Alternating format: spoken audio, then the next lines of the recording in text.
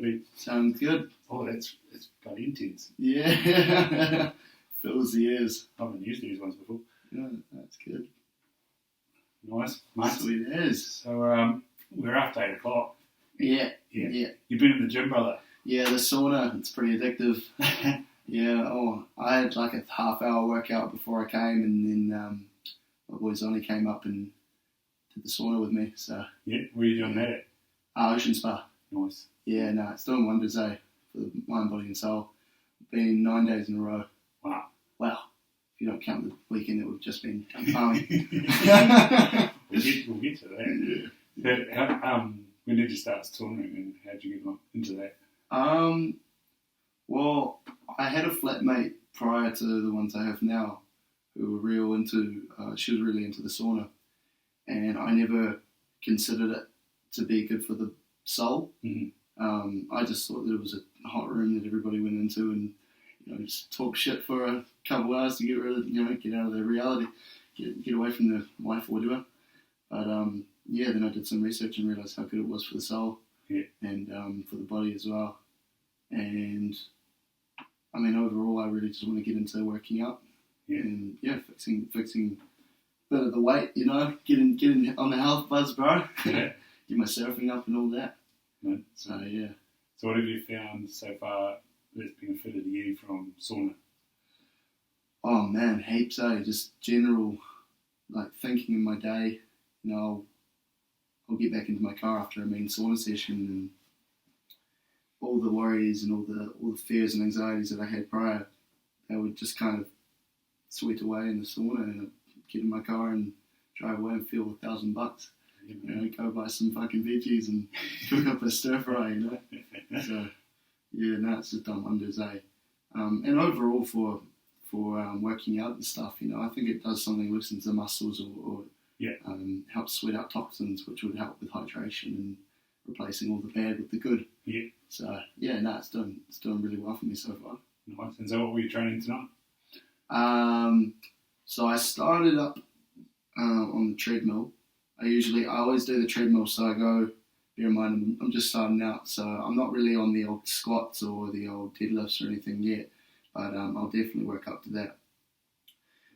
It's mainly just been treadmill work, just light cardio, lat pull downs, leg press, just things focused around surfing, to get that up, and paddle fitness and endurance and stuff. So mainly that sort of stuff. Every time I go up is just training the same sort of machines. But yeah. How long have you been surfing for? Oh, about a year.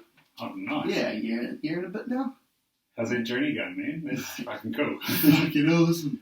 It's fucking bloody awesome. Everyone I meet, I always ask them, do you surf? Like, what are you doing? And if they say no, man, I always recommend it.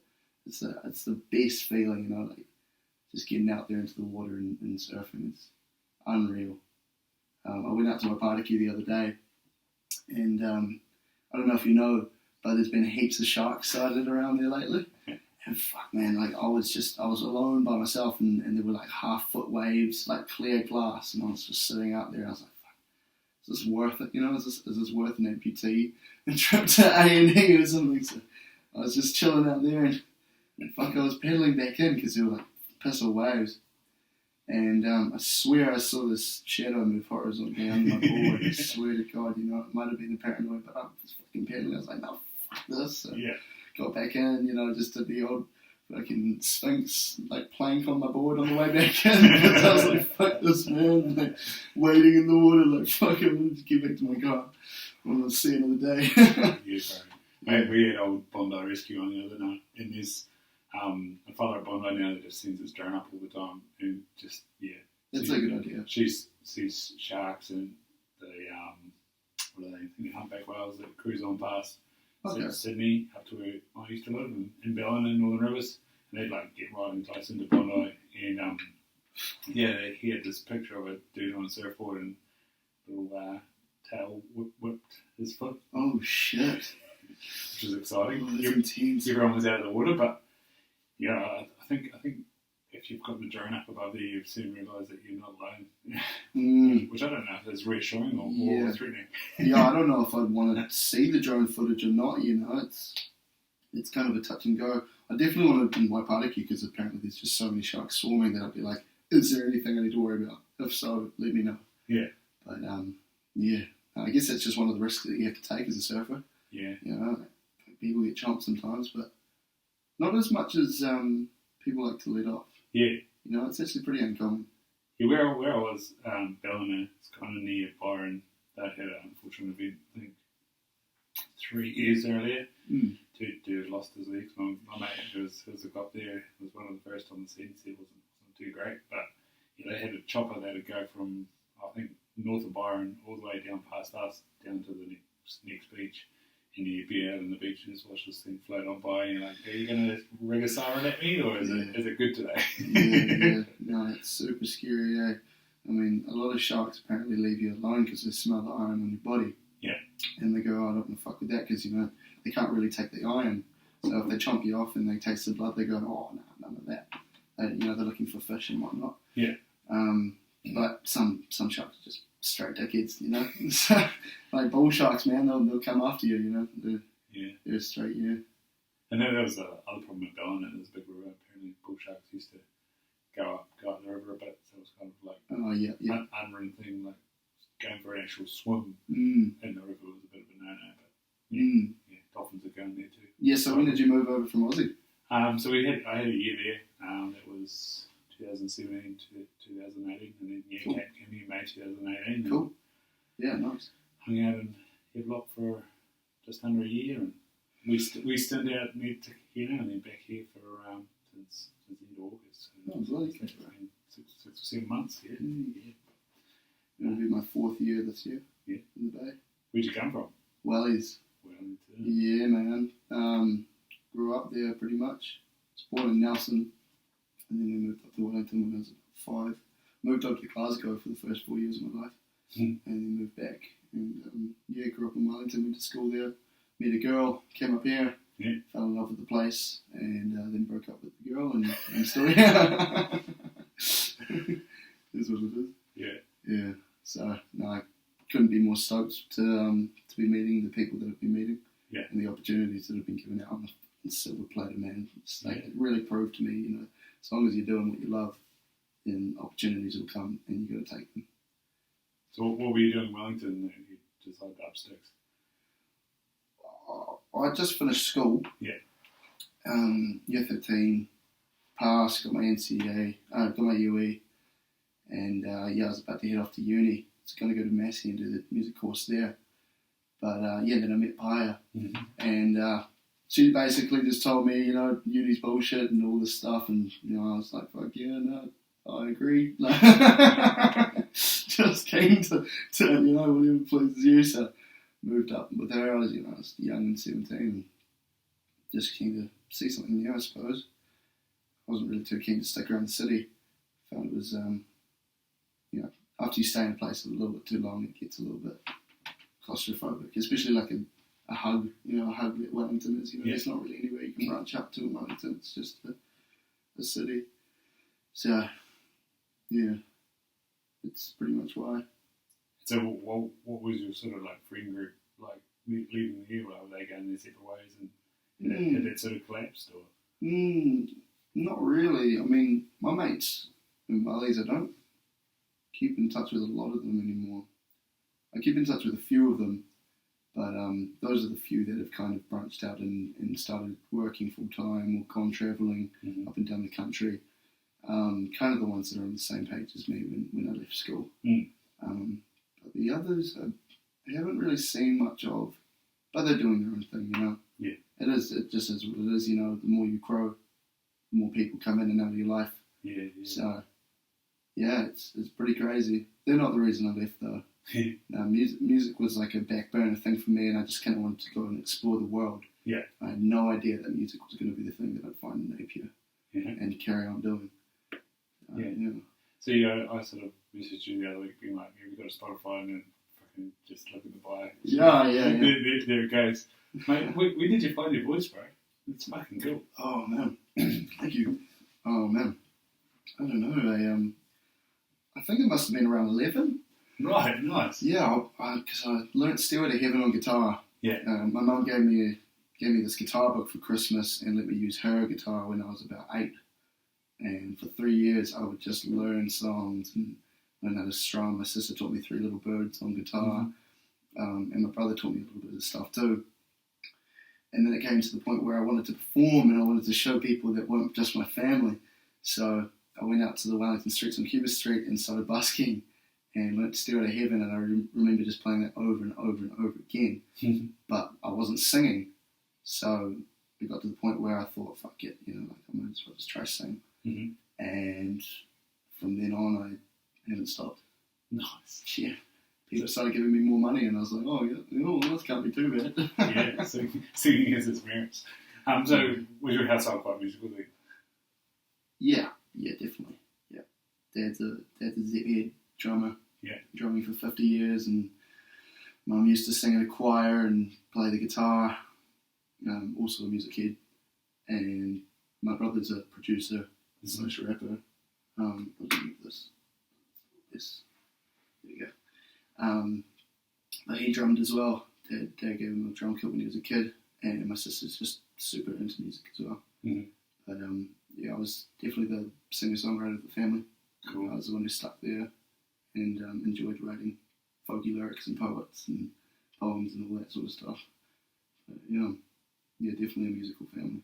Nice. And so what were you up to when you were 11? Do you remember much prior to finding a guitar? Oh, well, I learned the piano when I was 5. Yeah. That was actually my first instrument. Yeah, my first instrument was the piano. And I remember hiding from my piano tutor, just not wanting to go to the lessons. I just remembered crying. I was like, fuck, I don't want to do this, My dad's like, look, you'll thank yourself when you're older. And, I stopped with the lessons once I left primary. And got onto like a little bit like harmonica. Learned a bit of harmonica when I was younger. Didn't really know how to play that until later in life.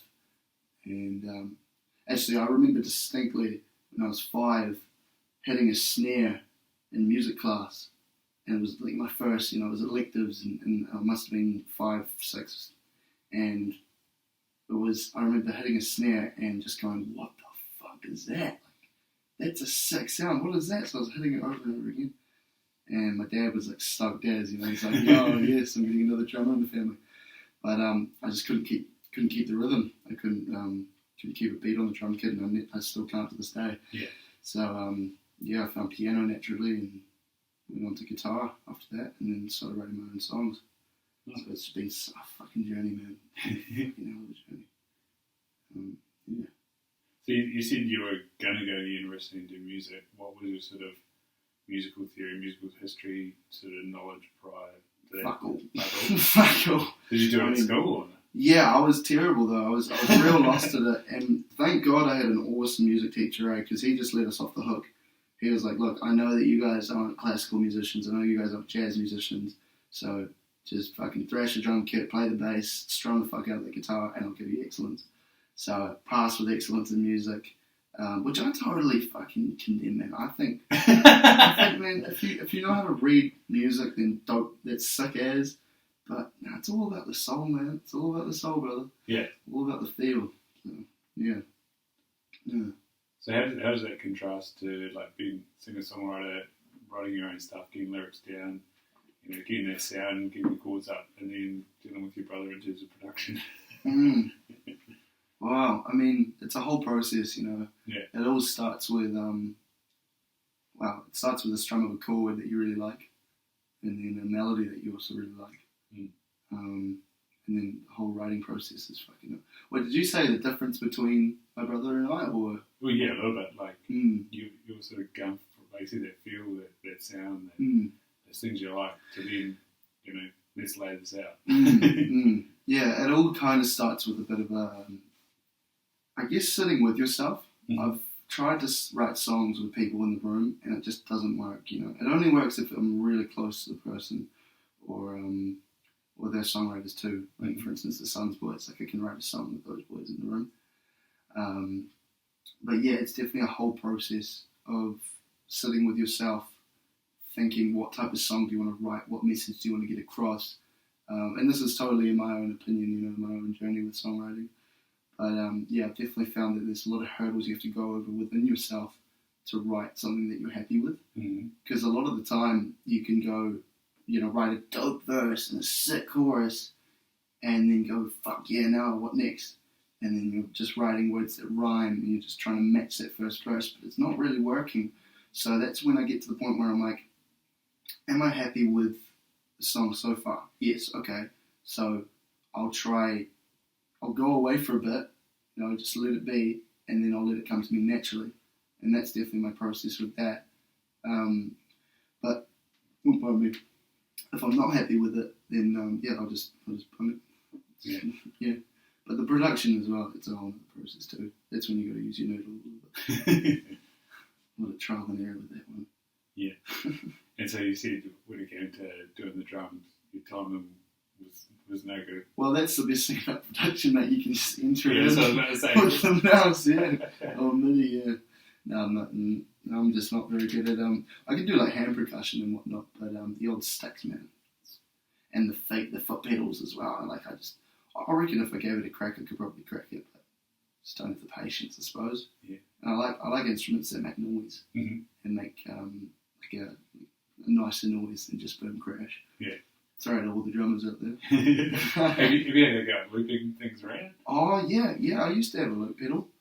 I actually got well into that, but I found it to be quite repetitive. Mm-hmm. If you play a whole set in front of an audience with a loop pedal, then yeah, that's cool. But by the time you play it for your 15th time, you kind of just like, fuck man, why did I pick up this loop pedal in the first place? It's great for certain things like freestyling or busking. Busking's a big one. People love to watch loop pedals because it's real entertaining. You watch the whole beat build from one little guitar line or a slap on the body of the guitar to a whole song. It actually sounds, if you practice it enough, can sound really mega. Like it's built some careers, it's like bloody old WFX. Yeah, like Taj Sultana and all that shit. Like Ed Sheeran. They've all been built. Like their careers have been built purely off this beautiful pedal. Now I'm not knocking the pedal, but I did find it to get quite repetitive after a while. Yeah. It takes a little bit of a different patience opposed to songwriting. Yes. Yeah, you're kind of right there at the moment. And so you writing notes, or are you writing on a keyboard? You're designating time. What are you doing? Yeah. Fuck yeah, I'm writing all the time. Notes on my phone, notes on my computer. I mean, there's just hundreds of them. I'm writing down ideas for songs. I'm writing down lyrics. But mainly it comes from like just guitar, just the guitar, man. Like sitting down and I mean, I'm a bit of a softie when it comes to this sort of thing. But sitting in the forest, man, just looking at the trees, and feeling folky and strumming away at the guitar. That always gets the ball rolling for sure. Songwriting. Yeah. And meeting all these boys now, it's really cool that we can bounce off each other with different methods and different processes of songwriting, and we come up with this whole different fucking baby, like this whole fucking different song that we could have never written by ourselves. It's been really cool to see. Yeah. So how did you sort of mesh and meet with SUNZ boys? And that's a story. Obviously the lyric and Jack charging things ahead. Man, it's like all folded together like a shotgun. When you meet somebody in your life and you don't realise how important that person's going to be until you're like a year down the track and you're like, damn, like, shit, I was not ready for that. I thought you were just some other dude. It's like pretty much all of them when I met them, I just thought, what, I've got my life to live, it's nice to meet you guys, but I'm doing my busking thing, doing my gigs. But now, man, I vividly remember meeting Cam. I met Zonny first, known Zonny since I was 18. But I met Cam when I was busking at the Napier markets. And he gave me some money and then came back round to this table where people have their coffees and you can sit down, watch the musician and then be on your way. But he stood there for roughly 4 songs, and I was like, man, this guy's cool, you know, he's got a nice smile on his face, he's a cool dude, you know. And, you know, I was playing away, and apparently he was talking with his girlfriend at the time. He said that my voice sounded like Eddie Vedder. Nice. And as soon as he said that, I started playing a song by Eddie Vedder. Oh, shit. And I was like, fuck, true, that's bloody coincidence. And yeah, he came up to me and said, hey man, I really like your shit, like your style, I'm a rapper, I'd love to do some stuff with you. And I was like, fuck yeah man, let's get to it. And at that time in my life, I was actually going through quite an anxious period. Yeah. I didn't like to really socialise, and I really like to talk to new people or anything. But Cam, if you meet him, I'm sure you'll get him on here at some point. He's a real... oh, no, yeah, he'd love it, man. He's a real convincing dude, and, you know, he's real persuasive. Well, not persuasive, sorry, what's the word? Persistent. Mm-hmm. He's persuasive too, actually. Thank you. Well, yeah. So as I noticed you guys at the bowl on the weekend, he's just charging through it like... You gotta see it in person to believe it, eh? This dude's like fearless, man. That's why I stopped with skating. I was like, I don't want a broken bone. But this guy's just like fucking show me the money, like fucking going hard at it. He like there's one shot when he went around the lip and then lost the ball. He just like slows back down. I was like, man, he landed that perfectly. Yeah. Like for starters, getting in there, you know, he's got the speed up, but then fucking hell, then when he balls it up, he's still landing fine and slid down the bowls. Yeah. No, I think it was on my story, eh? Yeah. He got to the top of the lip and then fucking fell on his ice and then rolled back down the pole. But like real smoothly, like he bailed well, yeah. Which is really fucking hard to do, to be honest. But yeah, so I met Cam first, and at the time I was quite anxious and all that, so I didn't really like to talk to people, but he was really keen to get to know me. So I saw him at a gig once. One night he came around and came and watched me, or we went to watch a gig together, and we got into the discussion about living situations, and I told him that I was moving out of my flat soon, and I had nowhere to go. Actually, I think at the time I was living with my mum, and when you're 21 and living with your mum's actually not too keen on you living there anymore. Well, my mum is. And she was pretty keen for me to move out again. And I was like, you know what, me too. Like, I'm keen to get back on my own buzz, but I couldn't find anywhere to live.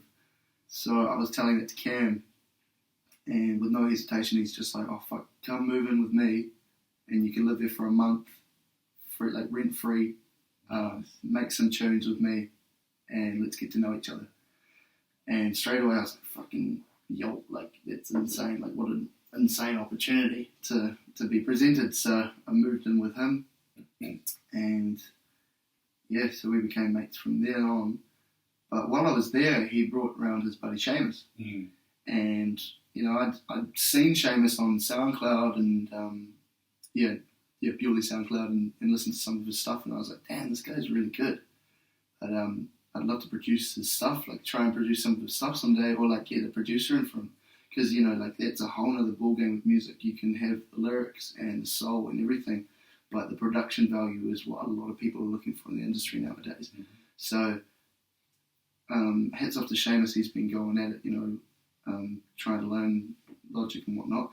But he came around one night, and Cam was out, and he sat down with me, and it was the first time meeting him. And we just got into this real cool conversation about how we wanted to chase our dreams as musicians and rappers and whatnot. And man, like, he was real in awe of my stuff, which I had never really came across before. You know, someone telling me that they really liked my stuff and saying that I'm a proper musician, and I was like, fuck, oh, cheers. Like, I'm just doing what I love, you know, like, it just reciprocates. So him and I sat down for a couple of hours, and he was freestyling and writing lyrics, and I was making a beat, and that was the first night I met Seamus. And then Cam came back home and sat down with us, listened to the beat, and we started freestyling over this beat, and just got into a really cool flow state of bouncing off each other's ideas. And Seamus went home, and I was like, I didn't really think of it at the time, but I was like, yeah, no, he's a cool dude, and these guys are cool guys. These guys are my new buddies. Mm. We were talking about real deep shit in life, about like stuff that gets you down and stuff that gets you motivated and all this sort of stuff, like thinking that you've learnt something and then it all get kind of ripped out of your hands, like one step forward, two steps back sort of thing, and like getting into this discussion about life. And I was like, man, these guys are like-minded people, and I'd really like to keep seeing them. So I brought Zonny around because he was totally around that sort of vibe as well. He was really keen on those conversations. And we started freestyling after that, and yeah, one thing led to another, and now we're fucking playing long lines. Fucking unreal, man. No, it's good. And so, like, for you, your two EPs are sort of that folky sound. I try to keep it in that sort of field, but I also span out to a bit of electronic and yeah. Yeah. So where does this sort of production for rap and that crossover with, dropping a chorus and then dropping some bassy stuff? Right. So like vocal production. Yeah. Yeah. No, see, that's the thing about production, man. Is it's a lot of elbow grease. It's a lot of elbow grease of just trying, a lot of trial and error. And a lot of clicking and looking at where the EQ is, because EQ, EQ is so basically EQ for you lovely listeners is a chart. It's like a rectangular thing on your computer, and it goes from low to high, and you've got about 5 dots in between the low to high, which you can drag up and down, and low is the low frequency, so it's like the low sort of frequency, and then the high is the sort of stuff. So everything in between you're trying to balance out and level to mix in with the song. Mm-hmm. So you're EQing everything to kind of come together and sound like an easy listen, pretty much. So bring it back to rappers and singers' voices. Everybody's different. In that respect, everybody is different. So you've got to spend hours. If you're mixing 4 guys, if you're mixing, Camzy, Seamus, Joe, and Zonny, then, I'm just going off the top here. I know that I need a lot of the high mid frequency down on my voice, and a little bit of the low end up, and the high end up as well. I'd say Camzy would be more on the high end raised and the low end lowered, and the high end raised. So it's like all the different sort of testing the waters of how to get a different rapper's sound. But there's a lot of fucking clicking involved in production. There's so much, and trying again and going back, and heaps of disappointment as well. I've found with producing. You get to the end of a song, you bounce it down, you listen to it, but it just doesn't sound good. It doesn't sound right. I spent maybe 2 weeks of lockdown on this one song, and I was so stoked with it. I thought it was like a massive sound. I thought I was going to take it with me everywhere. I was going to send it to radios and try it out. But by the time I bounced it down, it just didn't sound up to scratch to how I need it to sound. So the production is, it's definitely a journey, man. It's definitely a lot of learning. You definitely have to humble yourself in order to get a good production going. On the flip side, is there anyone out there that's sort of tapping shoulders amongst New Zealand? Jeez. That Josh dude did pretty well on TikTok. Right. He's got fucking signed to Universal. Who's that? I haven't come across he's that guy on TikTok. He produced a beat in his high school. He's like 18. Right. And it was that. Absolutely awful to listen to. But hey, look, it did well for him, so. Yeah. Tapping shoulders, you mean like kind of. Like bringing artists into a full production, label type setup. Okay. Well, that dude brought in Jason Derulo, and that was very successful. So it's irrelevant. But actually, dude, Thomas Oliver. Yeah. Right here in the Bay, he's bringing artists in. I was supposed to open for this fella Dan Sharp next week, or this week actually. So this Thursday at Common Room, but unfortunately the show fell through. So, but he has all this stuff produced by Thomas Oliver. Mm-hmm. And man, if you listen to Tommy's stuff, it's unreal, man. And that, It's crazy. London Electricity check that he redid. Fuck, who the hell? What's that one that off his new album? No, it's so I think Hospital was doing their 50th anniversary or something. Oh, okay. It might not be 50. Don't know. He's sweet. Don't know how old Hospital is, but yeah, it was a London Electricity. One of the main DJs from Hospital. He might even be the guy behind Hospital Records. Oh, sure. Oh, yeah, sure. Yeah. Sorry, of course. Yeah. Tommy's signed to Hospital Records. Yeah, and so he remastered and redid this track for him. And I can't remember the name of it. I have to find it out. Oh, sweet as. No, well, yeah, Tommy's making moves, man. I think he's probably the most prolific artist I know personally.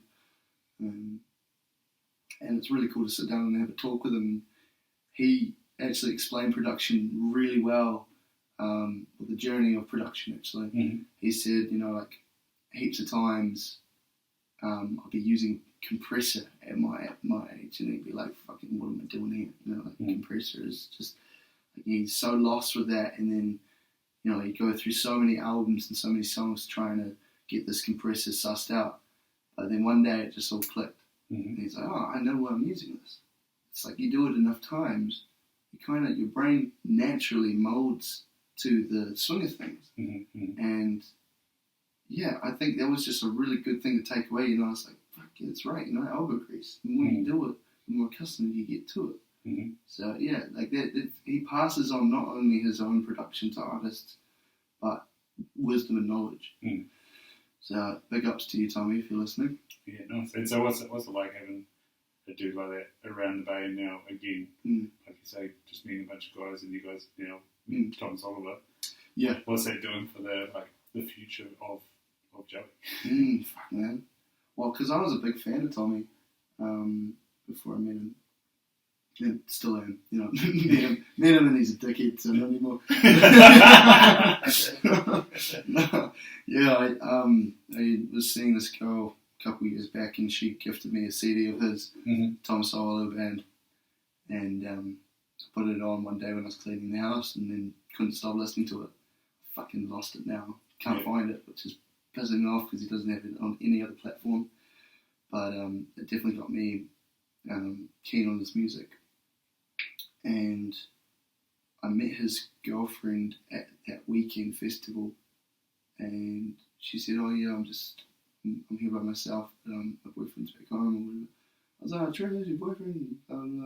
She said, oh, it's Thomas Oliver. I was like, oh shit, really? Fuck, true. Oh, yo. And Maddie already knew Tech and all that, so she kind of brought Tommy along one day to one of my gigs at Three Wise Birds, and kicked it off with him and started having a main convo, and I was like, the fuck is going on?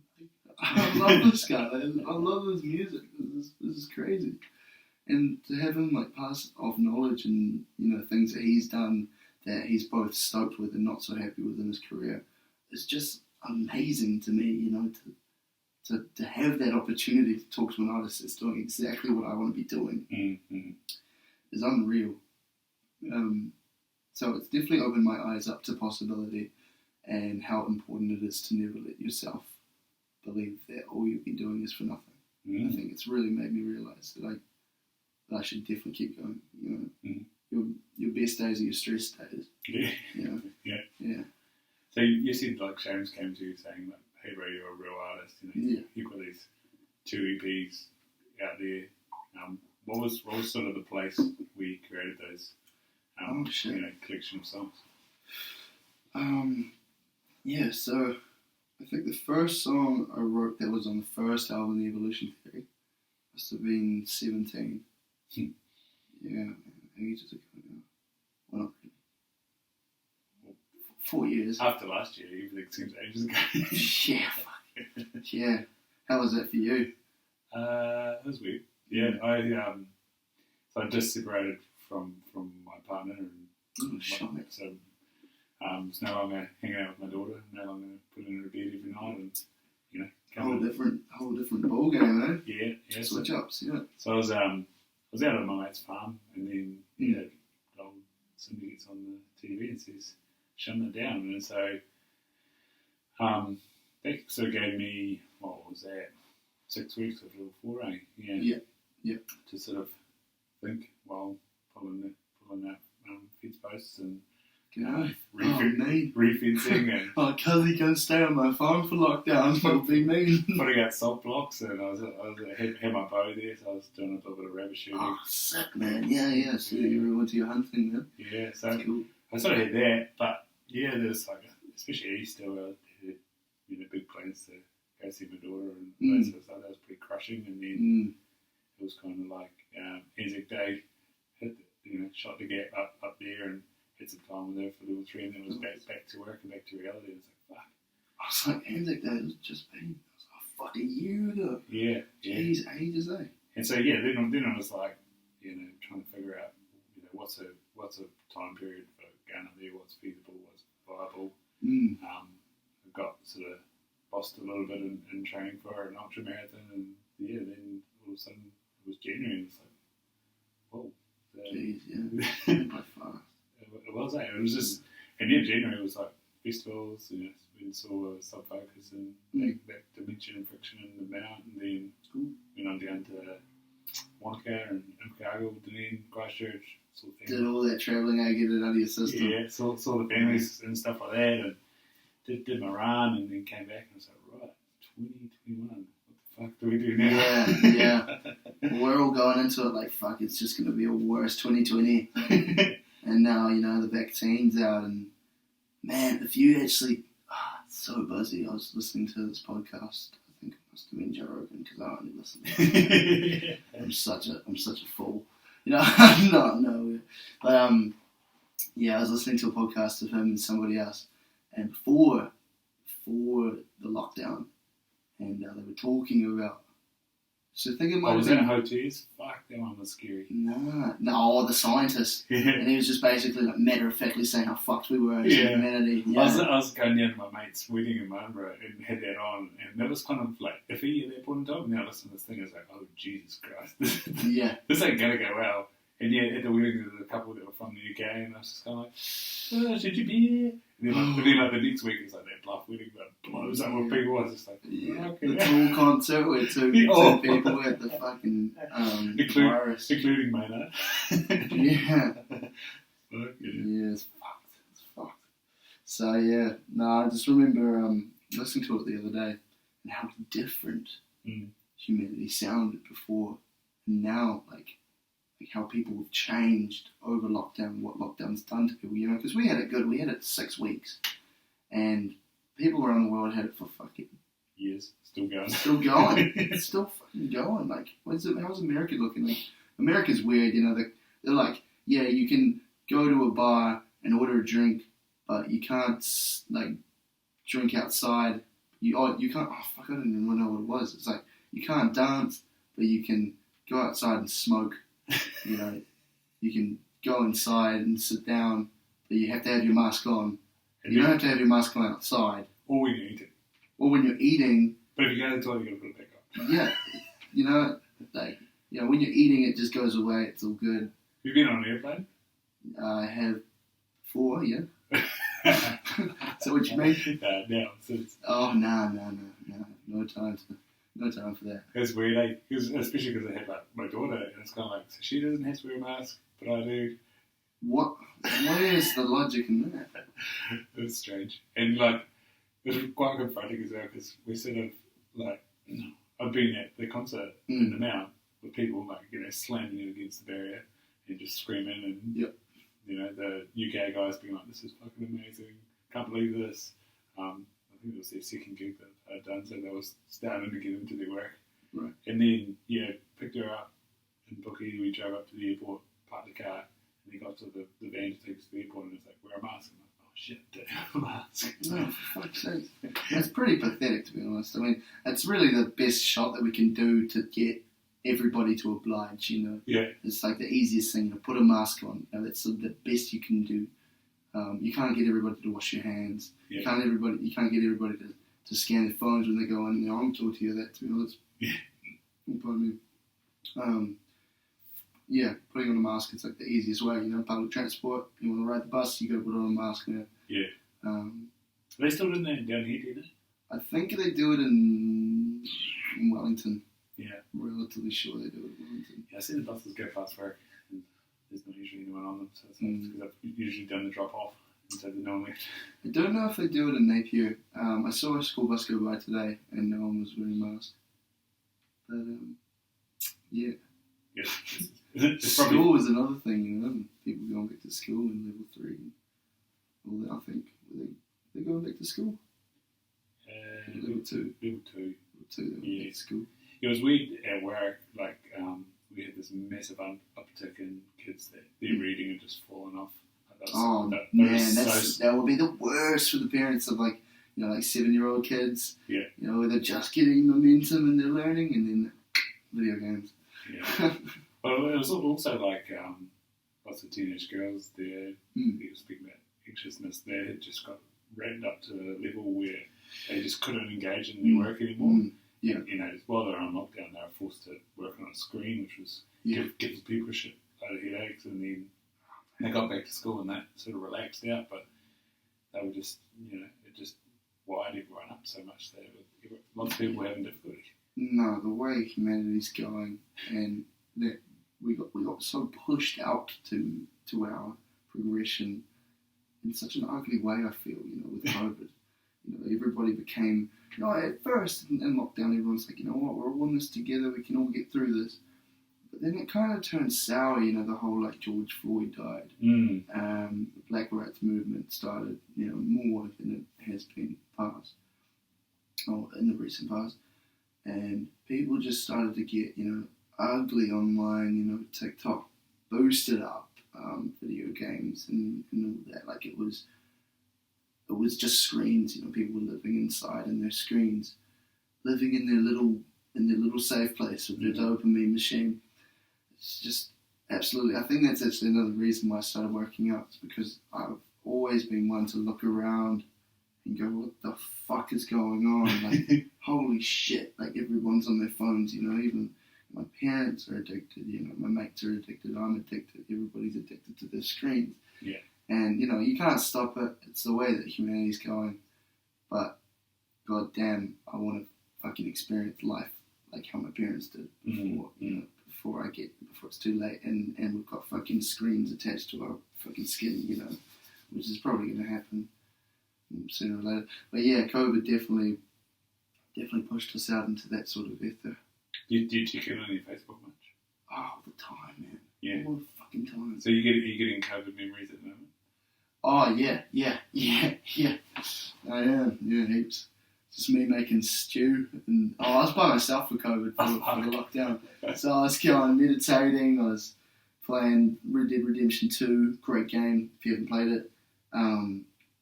Making beef stew all the time. Yeah. Heaps of beef stew. I don't know why. I just was making this fucking beef stew all the time. It was weird.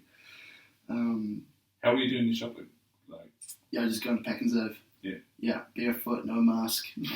Standing out, man. Oh, it was so funny. We went in one time and I was just going around my day. Normally I had my headphones in, but I couldn't find them that one time. So I was going through the supermarket and fucking Cirque du Freak was playing. I'll freak out. And everyone's like freaking out, like with their toilet paper and their fucking masks and shit. And I was like, fuck.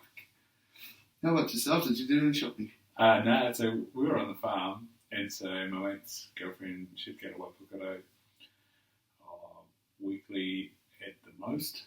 And then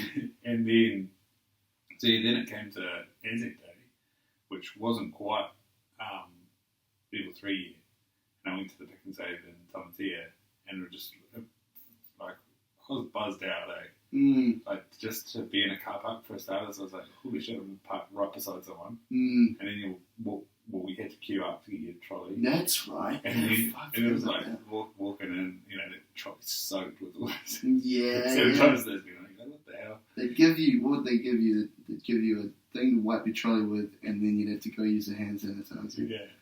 Yeah.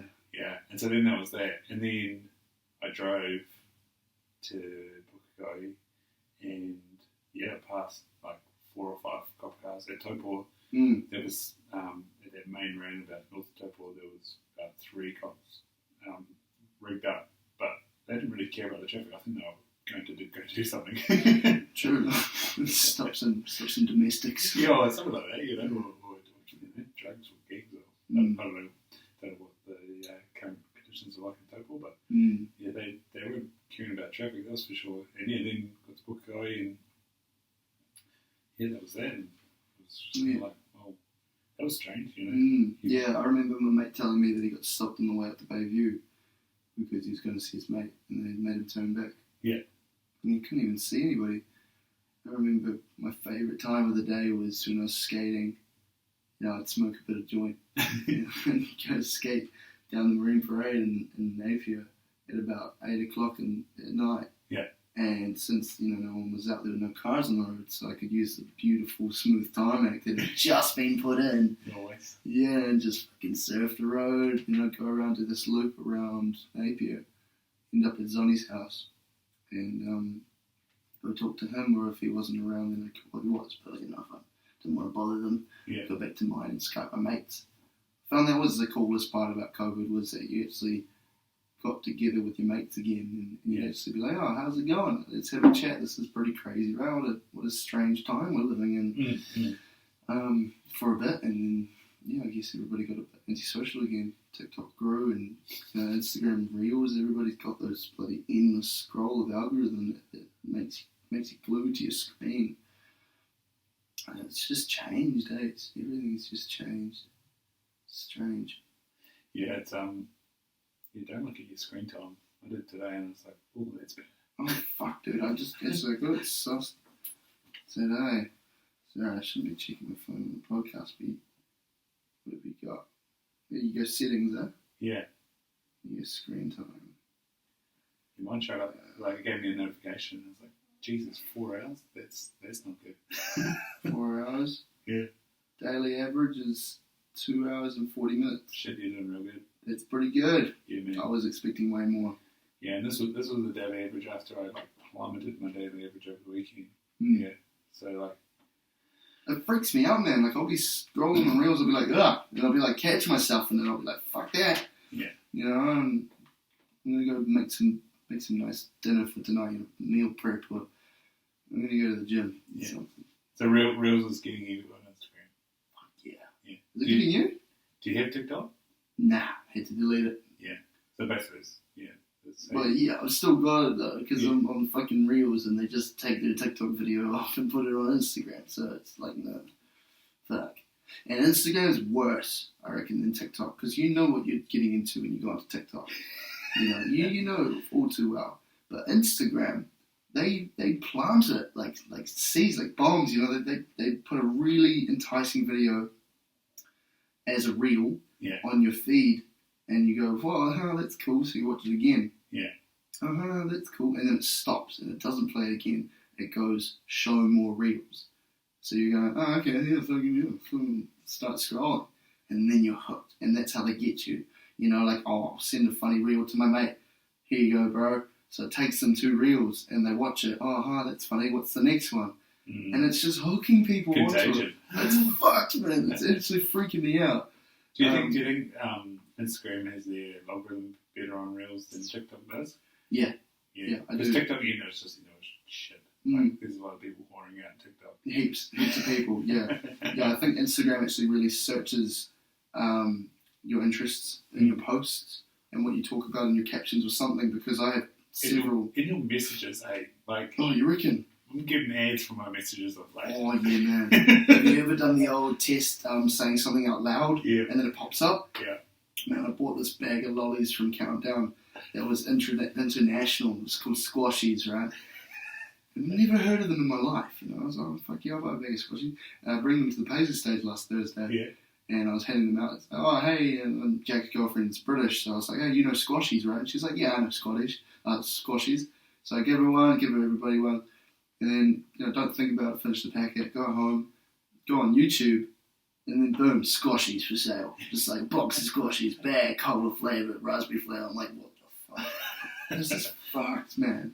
Yeah. Like these things, these little alien things that are just taking over, and they're manipulating us in all the most beautifully seductive ways.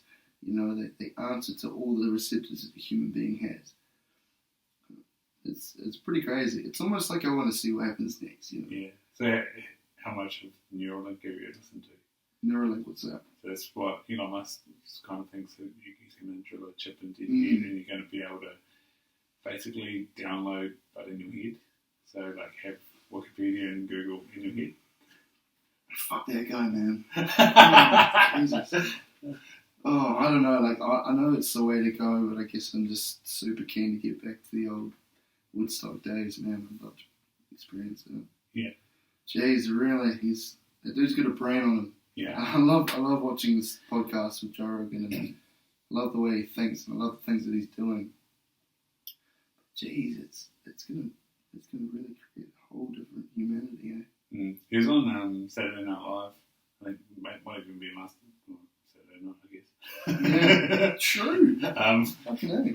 But they were having, one of the skits was to do a Dogecoin, which is this. Oh yeah, I've heard about. What is this? So it's a crypto that's kind of got a method to take the piss. And so the skit was kind of like a news article with Elon sitting there, and I guess being some sort of financial expert or something.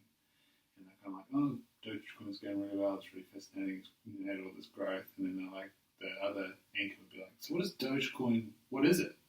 And then Elon's just like, oh, it's a cryptocurrency, it's the future of money. And they're like, okay, so what is it? And it's just like, yeah, it's a way to decentralize money. And then they go off to this other guy and he's like, yeah, now I've been looking at diversifying my portfolio, look into this thing. But my question for you is, what is Dogecoin? Yeah, it's a cryptocurrency. Because, yeah, but how is it valued? It's like, well, there's a bunch of people that own it, and more people want to buy it, so the price just keeps going up. And the other guy goes, so basically it's a hack. And he goes, yeah, it's a hack. Yeah, fuck. Yeah. And a dude today is actually developing an exchange for crypto. And he showed me a Visa that's linked to crypto. I was like, oh yeah, this is insane. I have no fucking clue how any of that works. I don't really. I've like tried to listen to some podcasts on it.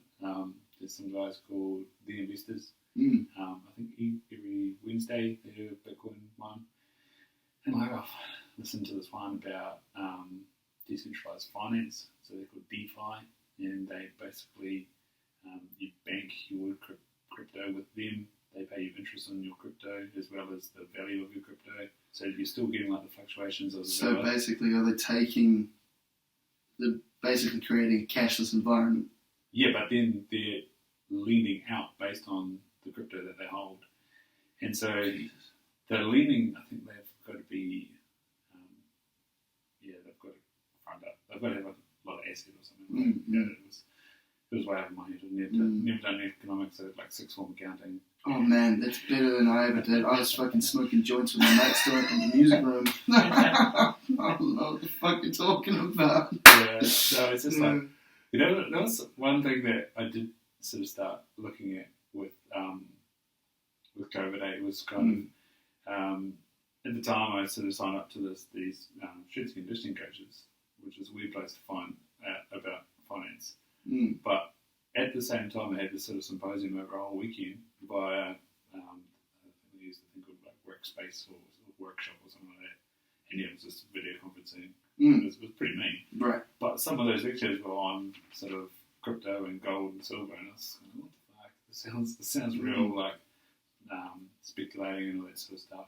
Oh, it's all going to change, eh? Like, it's all moving up in the same sort of formation, you know, like these algorithms with TikTok and cryptocurrency and all this strange stuff that no one's really ready for, but we're going in balls deep anyway. You know, like, it's crazy to me, man. It actually astounds me. Yeah, and it's fucked, like, buying something and still feeling like, you bring it out there and they're like, holy shit, what are you doing? And it's like, you're an early adopter, and it's like, no. So I had one of my early podcasts about episode 67 had an accountant done to him, and we were talking about that then, and so that was 2017. Jeez. It was kind of like, oh, buy some crypto. I was like, fucking hell, maybe I would put some Bitcoin there. So you've had this podcast for a while then? Yeah, August 2017. Far out. And like, that was the month that we broke up. Oh, right. Yeah. And then I realised I wanted to stay in Napier. Yeah, me. Yeah, crazy. Oh, yeah. Yeah, it's like there's so much shit like that out there that's just like synergistic. Do you find you sort of go down a rabbit hole of something and then all of a sudden it'll start showing up around you? Oh, the old fucking Mandela Effect. What is it called? The Mandela Effect. Like the mandala, like the pattern thing, or Mandela? Yeah, Mandela. Mandela. Okay. Mandela. I don't think it's the Nelson Mandela Effect. I think it's Mandela. Yeah, definitely. Yeah, the law of attraction, man. Yeah. Fuck yeah. I think it's got something to do with your brain, because, you know, we think with 10% of our brain, so we don't actually notice a lot of what's around us, but we want to notice what we see, you know, like we make our own reality. So say, for instance, when I was 18, I was talking to Zonny. Zonny's like my best mate, you know. Yeah. We go way back. And we went through all this buzzy stage of like being like fucking, you know, freaking out, being all trippy.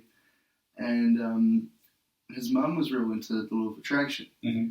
And she used to be into, like, she used to tell us, you know, if you want something, then you say it to yourself and you'll get it. Mm-hmm. You know, if you just set your mind to it, then you'll get it. And so I said, okay, I want a van. Mm-hmm. You know, I still want a van, you know, 4 years later. And I'm going to get my van. I'm getting my van. And I said it to Zonny, and he said, oh, okay, what colour? And I said, blue. Mm-hmm. Sky blue van. And Zonny said, you know what? You don't really see sky blue vans anywhere, do you? I was like, no, you don't really do. Do now. Fuck. Man, we were driving to the shop one day, and we were like, woo, woo. And then this blue van just fucking rears the corner, just like this massive sky blue van at its highest. And I was like, what the fuck? Talking to Zonny, just cracking up. I remember driving down Carlisle Street one day, and I was with my friend Stevie. I was like, fuck, we're going to see a blue van. Like, I was testing the limits, and I was like, we're going to see a blue van. And I was like, nah, I'm just kidding. And Steve was like, there. And I turned my head, and it was a blue van. And I was like, fuck, that's crazy. Like, sky blue vans. That's absolutely nuts. It's strange. What do you reckon about that? Do you think it's a... That's sort of the, for me, it's read to outers is the sort of concept of it. Like, you need to see a red to out until you say red to outers, then you see red to outers. So people probably driving along their cars listening to this all of a sudden. Red Toyota. Red Toyotas, people show up. And blue vans. They'll be like, holy cow, there's red Toyotas and blue vans everywhere. But yeah, like, it is sort of that attention thing. And that's what I also find in the bush. So the place I was at the weekend, I've been there 6 times and just continually built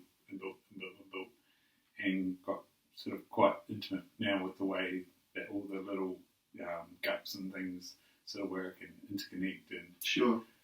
I can see the whole area now nearly complete. And it's again like when you go back to the same spot as well, you stop noticing the way, you start noticing the trees, the tree species, what's been browsed, where the tracks are.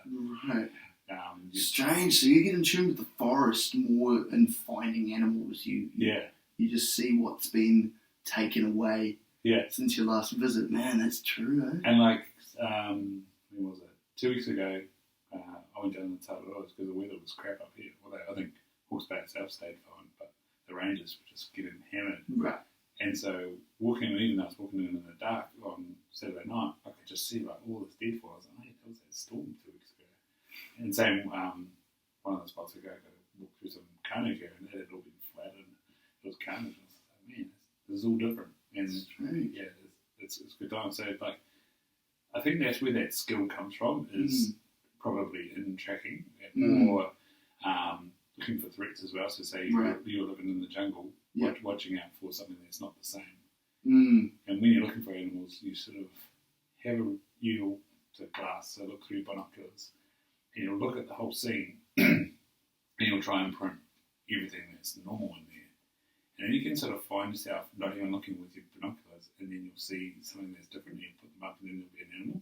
Strange. Yeah. That's pretty cool. So even though you're not seeing it magnified, you've got this imprint of the picture, and when it changes, you see it like straight away. And it's almost like animals just kind of like pop out of you. Right. It's fuzzy. Right. So I guess like it'd be more on the whole patient side of things, waiting for it to come to you rather than going out to search for it. Yeah, so there are two different ways of hunting. There's the bush stalking way, which is kind of walking along slowly. It's the classic movie way. Yeah. Stay close to me, son. Yeah, when you're a pro, unlike me. Yeah, sure. Yeah, but I think that's probably where that comes from. You said that you like to be in the bush to ride. Where do you go? Well, I distinctly remember smoking a joint at my grand's house. Actually, near my grand's house. She lived in Tahuna Nui in Nelson at this beach. Yeah, and that little foresty bit. On the end of the peninsula towards the airport, or up towards the hills? So you know the cul-de-sac next to the campground? Right, yeah. She lives in that. Yeah, she lives in that cul-de-sac. Nice. So that beach right next to it, I used to walk along that beach and into the forest, and I'd smoke a joint and write songs every time I'd go and visit her. And that just started my profound love for going into the bush or going into nature to write it. So over the past years, I've been trying to find solace in certain places. Sometimes you just can't. Luckily, right now, I actually live within vegetation. I live in the middle of Brewster Street in Napier. Don't come and rob me, please. But it's this beautiful, like I'm surrounded by vegetation and all these plants and trees, and I actually find solace in there. Yeah. And I can just write songs there, and there's a nice view in Napier, and it's quite cool because it's like you guys can do your thing there, and I'm going to be chilling up here. Well, make sure you don't do anything. So yeah, I find that the bush is real calming, or just being around nature in general, because it gives you quite a primitive sense of existence. You know, you're looking around and you're like, damn, like this is what gives me oxygen to breathe. This is what gives me time to think. This is what gives me time to be aware of what I want to be doing. And songwriting, songwriting's been with me through the worst of times, the best of times, the worst of times, the most challenging times, and all that. Like I'll be writing a song and absolutely be not stoked with myself. You know, I'll be like, man, like this is lame. Like you're wasting your time. And you know, I'll tell myself all this stuff, you know, silently. I won't actually say to myself anything. I'll just say silently, you know, man, like, what are you doing? You're wasting your time with this. And, you know, no one actually likes what you're doing and all this crazy stuff that's, you know, not true. And other times, you know, I'm writing songs, bloody flushing red, going fucking, I'm so excited to show everybody this. And I like freaking out almost, you know. I've been through it. You know, just calmly, a bit reminiscent and a bit nostalgic. It's actually my favourite mood to be in when I'm writing songs. You know, I'll put my phone on airplane mode and pour myself a glass of wine, and I'll just fucking write. It sounds fucking crack up out loud, but it's what I do. And yeah, there's been heaps of times where I've given up halfway just because I'm frustrated that I'm getting writer's block. Yeah. Man, that's what he's doing. Right on. Old Zephyr. It's a good bottle away. Yeah, nice. That's funny you brought up wine. I was going to ask you to bring some more. Is this wine? Nah, this is water. Oh, nice. Still on the waters. Should have got some wine. No, it's all right. Yeah. Hey, man, this is unprofessional, but we cut it. Can I go take a whiz? Yeah. A little bit better. Holy fuck. A little better. Yeah, drinking water in the sauna. Yeah. Awesome. Yeah. Better than the alternative. Yeah. What's that? Fainting. Oh, shit, yeah. Fucking my mate told me about this one time. He was in the sauna and he was, oh, Tim Walker, he's cracked up. Makes me laugh. He finished up in the sauna and went into the cold pool at Ocean Spa.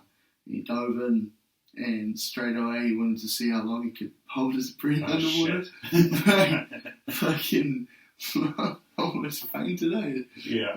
His heartbeat slowed down real, like, do. And he's just like, whoa, and it's like wake himself back up and get back to the surface. I think Thank God. What an idiot. Yeah, well, even I've had guys say about being in the sauna and going in the plunge, and you just seizing up, basically, or even just going into the cold blood, blacking out. Yeah, so it's good to sauna and cold plunge with a friend. It is, and it's also good to not challenge yourself with stuff like that. I think sauna is something to be respected. You know, like you're sweating. You know, you're sweating a lot. And to be like, yeah, I can do this for half an hour. It's like, well, you know, it's probably more healthy if you didn't. But maybe try 12. I think it's something like you wait in there for 12 minutes, it starts to have its effect. Nice. So I try every time to have 12-minute sessions, and I'll go into the cold and then come back and do another 12 minutes, go back into the cold. And I do that about 3 times. Mm-hmm. I find that gets me into a really good headspace and really clear-minded. But it also makes me pretty fucking tired. Yeah. Like, it tires you out. It's definitely something to do in the evening rather than the morning. Yeah. Well, that was, like, so when I was training for the run, I was going at lunchtime to Aspire there on Headstone Street, which was just around the corner, which was handy. So I, bust out from lunch, get straight in the sauna, and try to do 20-25 minutes.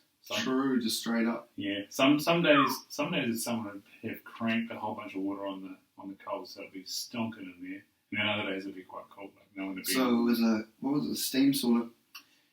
Steam? It's like wooden walls, heated elements in coals, and then people would put water on the coals. So yeah, you're not allowed to do that. Yeah, I don't know if you're supposed to do that in this one. I wouldn't do it. But a lot of the elements have been sort of blown out. So I don't think they were supposed to put water on the coals, but they did. So yeah, that happened. Yeah, there's been a couple of times where my mates have been, oh, check this out, steam rises. Oh wow! And then it comes down from the roof. And you're like, holy fuck! Yeah. Go to the steam room. Yeah, I'd have. But yeah, then I'd jump out, have a cold shower, go back to work. And that wasn't too bad in terms of tiredness. So what did you do, like the marathon? It was an ultra. It was I entered in 101, but I just quickly realised, not quickly, that I battled through some tendonitis while I was training, and then I was sort of a month out. Went on a good. What's tendonitis? So it's just like, because the movement was so foreign to me, it just meant the attachment of the muscle to your bone, as the tendons, they just got swollen and irritated and sore. Ratchet. Yeah, overworking, eh? Yeah. Overworking. So I did 53, and yeah, there it was quite sore, but it was fun. It was good. Glad I did it. I like to sort of build up to doing it again and have it not hurt so much. Good man. Yeah, no, I've found with working out, like I've just taken a real gentle approach to it. Yeah. I mean, I don't think that there's any way I could ever do it otherwise. I was trying to work out prior, like maybe a couple of times, and I go to the gym and just go hard, you know. I'd go and make the muscles be so sore. I'd be like, fuck, I have to do this every fucking day. This sucks. And then I'd stop going. Yeah. I won't. I want to put myself through that. I didn't have a strong enough mind. And I've found now, going back to the gym and just, going on the treadmill and then walking for a couple minutes or 4 minutes, and just, replying to messages, doing all the admin, listening to a song and warming my legs up, stretching them out, and then, okay, now we can jog. And then jog, okay, sweet, get a sweat on, get my heart rate up, which is what I hop on the treadmill to do. I don't do it for any other real reason at the moment. Like, I do like to beat my personal best and stuff. At the moment, it's at like 2.3 non-stop, and that's just me just going, see how long I can go, and then be like, okay, yeah, sweet as, we'll do that for now.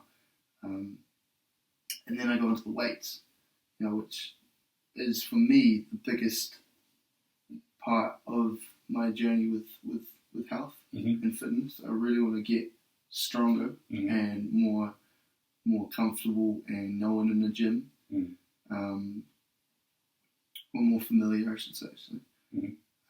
So yeah, if anyone is listening and they want to find inspiration to work out, then man, like, it's all within giving yourself the space to breathe and there's no rush. It should really just be treated, especially if you think of it the way I think of it, as quite a challenge and quite a steep uphill climb. If you want to build yourself into the person you want to be, then do it with grace and with patience and with love towards yourself, because otherwise you'll just burn out and you won't be happy with your result. Mate, that's powerful. Yeah. So you said, you started surfing last year, you've been doing the year. Where did this sort of desire to add this part of the sort of picture, Sure. Yeah. Oh, man. I don't even know. I think I just wanted to learn, Mm-hmm. I got to a point where swimming in the water wasn't enough for me. Mm-hmm. And I had quite a spiritual connection to the water, in the sense that me and Zonnie used to go swimming every day at Marine Parade, mostly every day. And I'd go into these massive waves and get tossed around and fucking love it, go underwater, submerge myself and just be with myself. And it was a real cool experience, and I just wanted to carry it on, but I wanted to take it to the next level. And I thought, what would that be? Would it be swimming? Nah, I'm not really much of a swimmer, so I thought, surfing's probably the next best thing. And I remember going out with my soon-to-be flatmate, Lucas. Actually, he'd be a great dude to get on this podcast. Yeah. If at any point, yeah, he's a bloody good dude. He took me out for my first surf at Ocean Beach when I was 19. Must be 19. Shit, man, that's 19. And here we were in the middle of summer. And I was on a 6-footer and a 5'4" weddy, which is like a winter wetsuit for people who don't know that. Very thick fucking wetsuit, paddling around in these waves. You'd be quite buoyant. Oh, well, yeah, I was, the board wasn't, So I was like slipping around, and your first session out surfing, you're fucking going side to side trying to, find your balance on the board itself, because even that's a hard step to do when you first start surfing, is to actually stay on the board and paddle. And I remember just fucking dying, couldn't even fucking breathe. I was just red in the face. This is impossible, I'd just reach Lucas and then paddle away. No, paddle away. I was swimming, trying to get... And, it just got to the point where I had to go back in and wait for Lucas to get in. But going home with the biggest grin on my face that I've had in ages, And, just found a profound love for surfing that day. But I didn't do anything with it for another year. I kind of put that in the back burner because I had things to sort out in my life. And Nick Herbison, my mate who's performing at Lanterns this Saturday at Peak Out, he took me out to the reef after this massive storm swell came in. And Your second time. Yeah, man. He's like, yeah, come on out. It'll be fun. Yeah, I'll get you a spare board. So there I was on a bloody 5'11" APS foam. So you're getting shorter. Spud. Yeah, mate. Yeah. Like getting the real elbow grease in there. Throwing in the deep end. So literally. Yeah, literally. And didn't catch anything that day. And then I asked Nip, I'm like, dude, I'd love to learn how to surf. I just told him, I was like, I fucking love to. He's like, okay, well, let's do it. And at the time, we were doing busking at Tiwonga markets in the summer. It was the end of summer. And he was like, yo, let's go to Tiwonga afterwards. There's a couple of small waves that you can just go paddle around and learn to sit on your board, do all the kooky stuff that you do when you're first starting out. And so,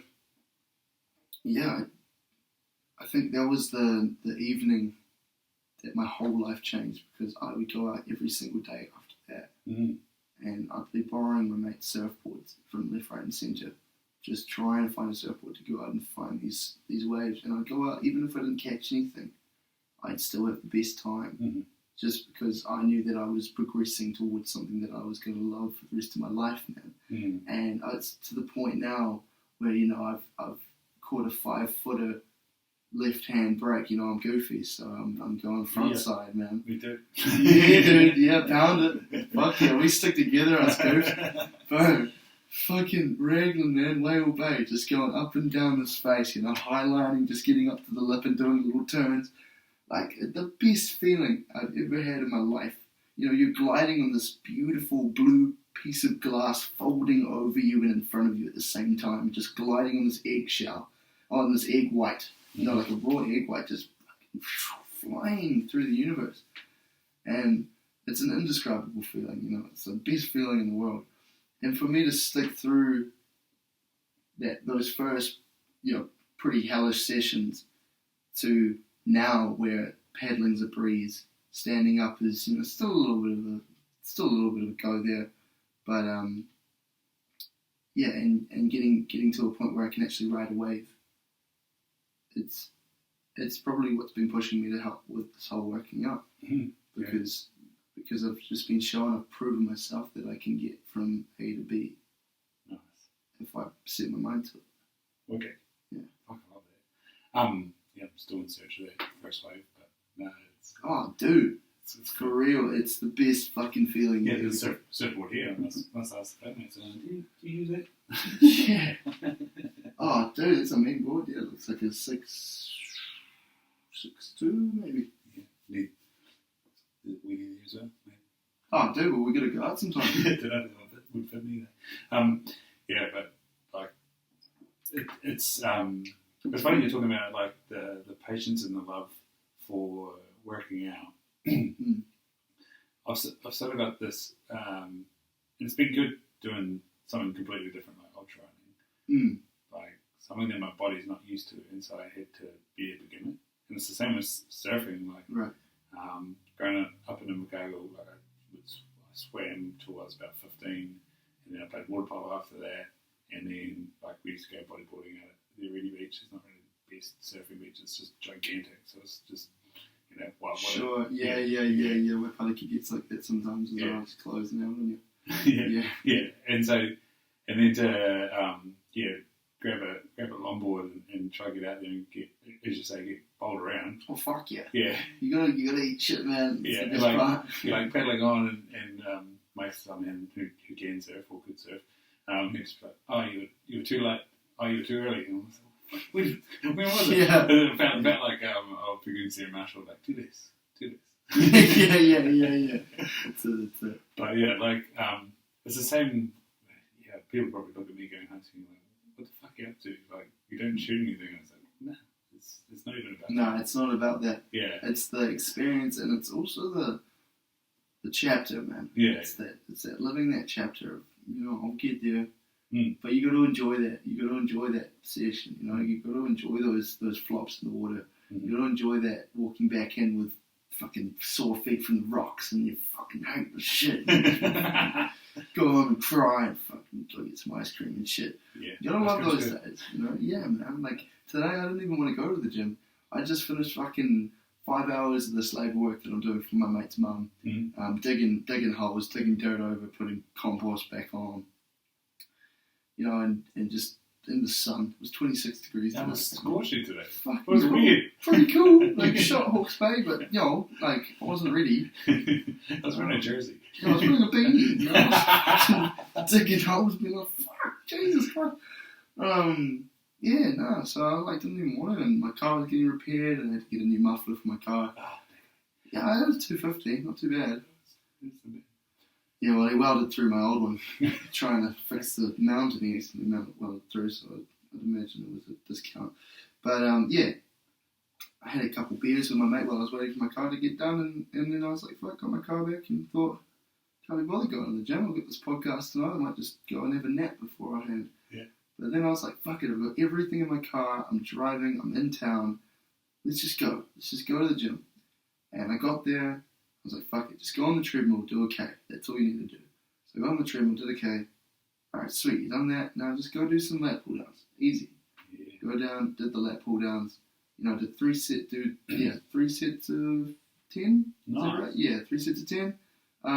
At 45 for 2 of them, and then 50 at the last one.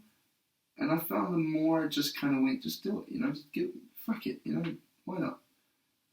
Did the leg press. Beat my PA, PB. PB, PR, PR, PA. be my personal assistant in between sets. Just like noting that. Yeah. Not good enough. No. Oh, that's PT. Oh, yeah. Yeah.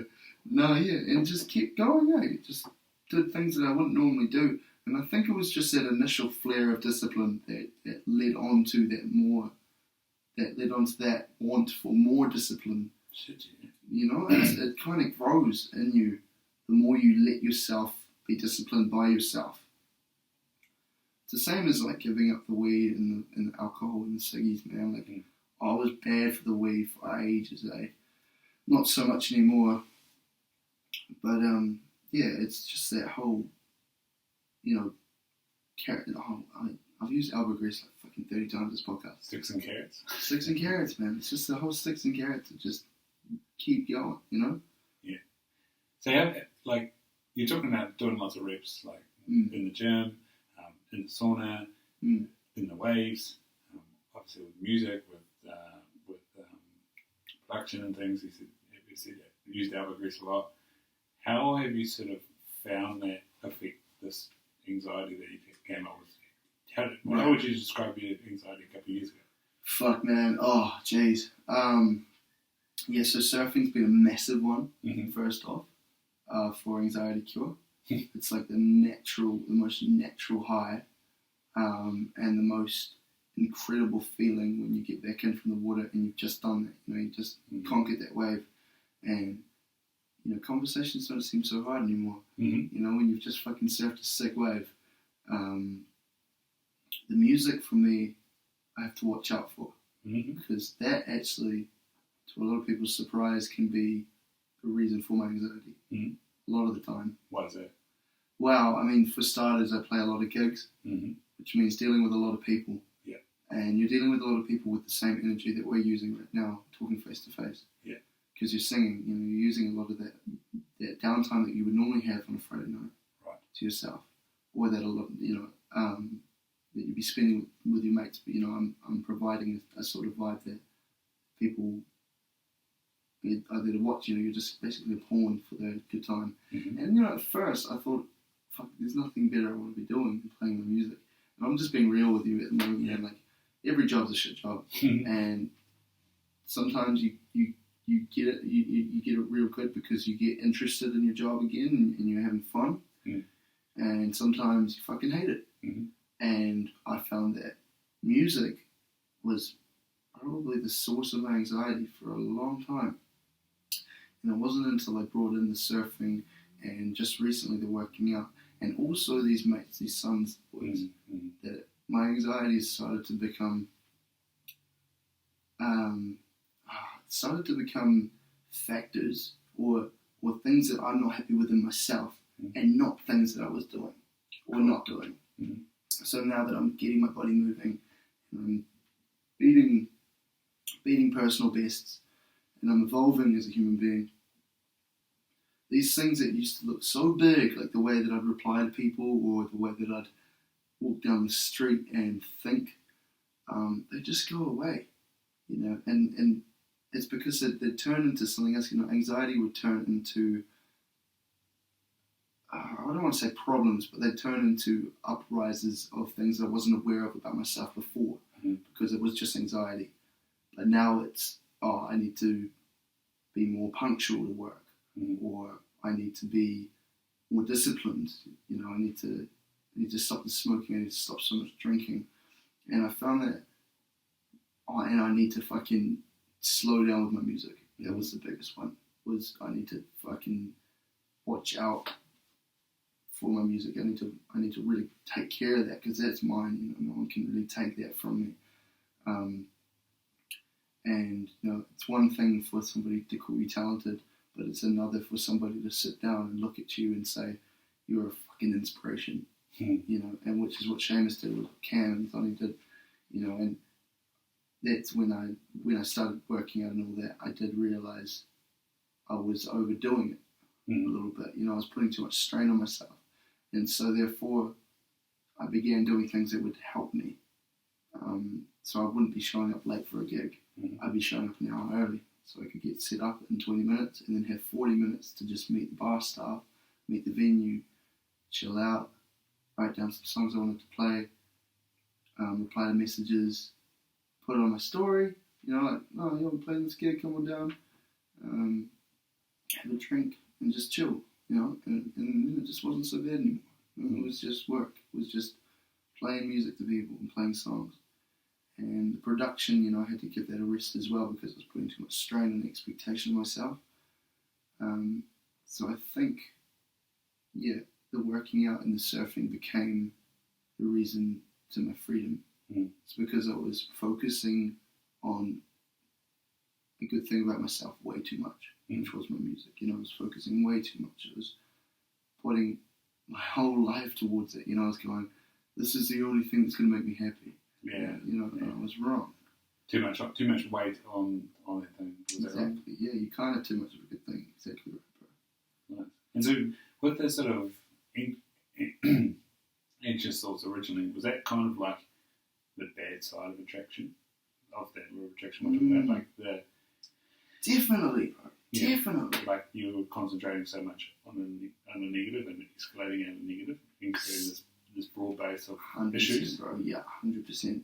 I mean, I didn't want to be seen as this grotty, low-life musician, but I'd be showing up late and sweaty and still hungover from the night before. Right. And so I'd be so aware of that. I'd be like, fuck, I'm such a loser and shit.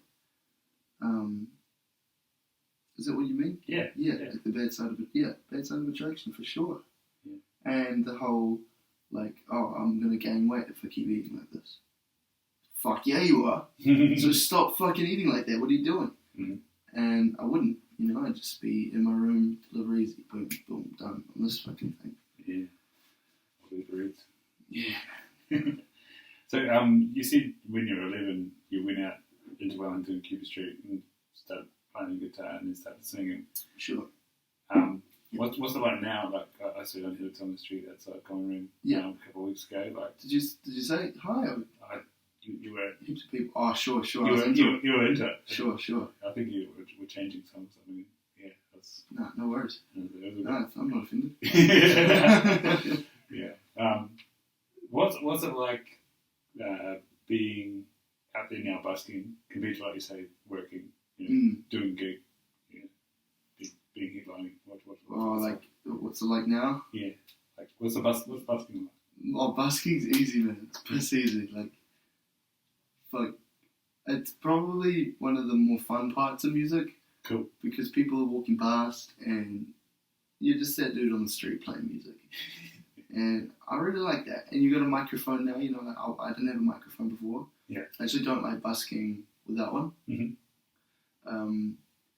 Which I think is because I feel like I'm wasting my time a little bit. Mm. I feel like the microphone brings in more cash for one. It's not what I'd like. It's a bit of both. Like I like to be heard. Mm. If I'm putting my energy out, and I like to get it back. Without a microphone, it's a lot harder to get people's attention because you're just a dude with a guitar on the side of the street. But if you have an amp and you have a microphone, oh, well, he's a musician, it's a whole musician over there. And they're chilling, they're having a bagel or whatever have you, a coffee, and they're, so here's $2, you earned that. You sit up there and you earned that. Nice. And fucking headlining shows, organising events, man, like, that's the fucking ticket. That's a fucking blast. Like, I was up there with my boys on Friday night, I believe. At graduation. Destination graduation. Yeah, Friday night. They looked off the chain. Oh, mate, we had people to the door. We had 350 people, 400 people, all eyes on us, owning it, fucking killing it, man. Seamus and Camzy, they're a whole fucking duo, man. Like, they're spice. I say Seamus and Camzy, like, Zonny's awesome as well, but I've known Zonny and I know the way he performed. To see Seamus and Camzy really come out of their shell that night was awesome, I mean, Seamus has always been out of his shell. He's fucking one of the most confident dudes I've ever met. But personally, man, being on stage with my mates in a room crowded with people and you're the one on stage, it's pretty special, man. It's a pretty special feeling, especially when they're your beats coming through the speakers. Yeah. It's a pretty buzzy feeling. It's cool. And so, you sort of said how originally the challenge of being in a room to write. What's it like doing these freestyle Thursdays, man? Oh, man. Yeah, that is fucking always a gamble on how I'm going. Every time at the end, it's great. Yeah. You know, so stoked I've done it. Every time before, fucking freaking out. But you can't let people know that. You know, you can't say that because then they're going to be like, well, what can we do about it? Like, you know, we're rolling on in 10 minutes. You've got no choice, really. He's doing his intro and it's going to laugh. Pretty much, man. And so, yeah, I mean, there have been sessions where I've been like, fuck this. No offense to any of the boys involved. You know, this is purely my own stuff. My own will to perform and how I was feeling that day. Yeah. Other sessions, I didn't want it to stop. You know, like there have been times where I've been looking around the room and I'm like, this is exactly where I need to be at the moment. And I think that relates back to the whole slowing down and letting myself recover from music. Because, you know, there are ups and downs to being that guy with the guitar. Because you have the ability to switch a room up like that, you know, with the guitar. You have everybody smiling and laughing and loving it. Other times you have people not enjoying it so much, and you notice that. Sometimes you have people wanting you to notice it, and that's when it's kind of a laugh, because they're just looking like a dickhead, trying to make you feel bad about themselves, but trying to make you feel bad about yourself. But in reality, you know, that's just their problem. And then other times you just feel a bit used and abused. Yeah. And that's not their fault for saying that, but you know, you walk into a room full of people and they're like, oh, yo, grab the guitar, and you know, you've just finished a 6-hour gig. You're like, nah, man, I'm not grabbing the guitar, and they're like, oh, come on. And it's like, nah, I'm not doing it.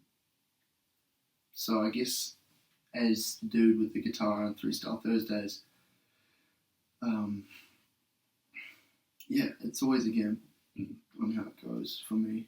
I don't actually tell this to boys just because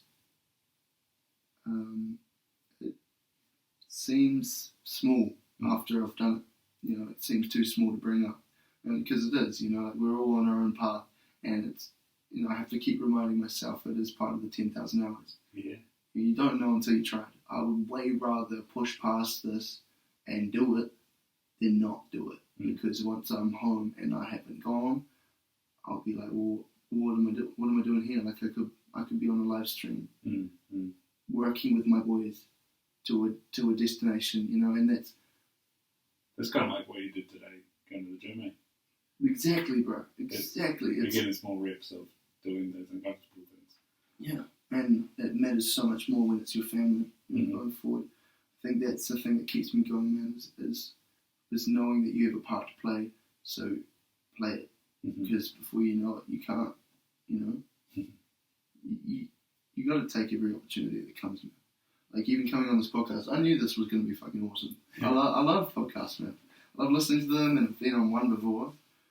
But yeah, just to be asked to go on a podcast and talk about your life for a bit, it's fucking cool. Why not? You know, like this is a moment in time you can look back on, and you know, you mentioned that you split up with your partner and you were going through it in lockdown. You know, man, and you're hunting and you're surfing. Like this is a whole moment in time for us right now. You know, you need to look back on this in a couple of years and realize how far you've come and how far you've yet to go. Yeah, it's just really special.